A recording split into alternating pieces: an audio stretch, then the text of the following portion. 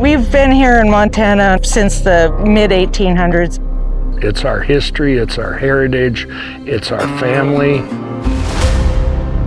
The good old American spirit is still here, working and, being a part of this land.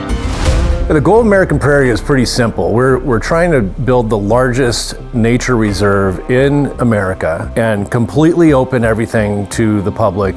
They call it rewilding the land. It's a very easy thing for them to sell because it sounds like they're doing a good thing, unless you're one of the people that they're trying to rewild. The idea that animals belong to everybody is different than the idea of my property belongs to me. The reality is in Montana, there's a lot of private land and there's a lot of people who don't provide any access to that private land. They wanted to buy our land, change our traditions, and disregard our communities. Everybody knows that we're in the land acquisition business. We're very transparent about that. You're affecting people's families that have been ranching on those lands for hundreds of years now. Last year, the elk coming down in our hayfield ate the equivalent of $150,000 worth of hay.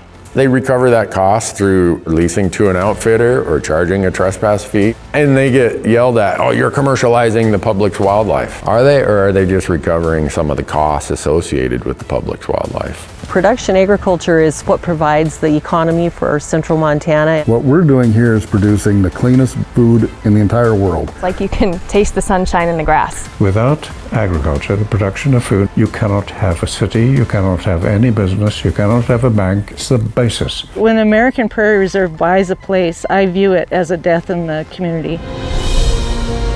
The last 150 years, it's been the producers here developing those grasslands. We've created this ecological resilience from the soil up. It works. You can raise food totally in sync with nature. We're seeing animals that have never been on the prairie before return. Those are our indicators of success. We're seeing that ecosystem restored. I don't know that I have the right to choose what should or shouldn't be here based on what's convenient for me. You can never take the human out of a conversation about conservation. This is all deeply connected. A lot of ranches are barely hanging on as it is. Everybody that's coming into this area is driving the price of land through the roof. And, then there were a lot of cattle in danger. Finally, the fire was going to overtake us. And so we took off. And